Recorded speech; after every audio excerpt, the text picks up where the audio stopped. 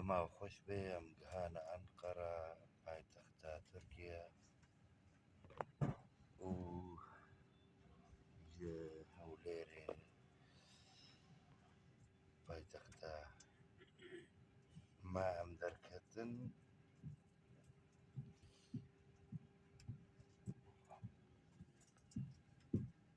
بڕاستی گەلک تشتێکی هەری نەخۆش مرا بوون و ئەس محتاج بووم تەلیفۆنا جامێرە بنسبەت بە سەنەکەیاتم سەکناندن ji ber ku ئەنەسانم سەرێ وهەنەکە لێدەم بسەکنێ حەجەتێک چێکردن و پاسپۆرتێنکی قەرمچێ چایشێتە حەوت ساڵ بێ پاسپۆرتێن هەسپێکی وەکتی هەلبەت وێ نەنووبێ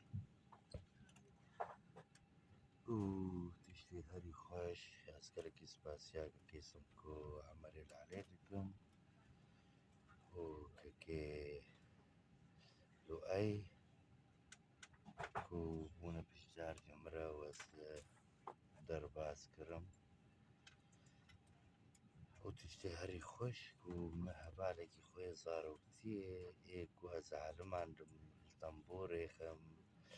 di sefê dihê de çaxê em dibistana me dixwend ewaya ji ber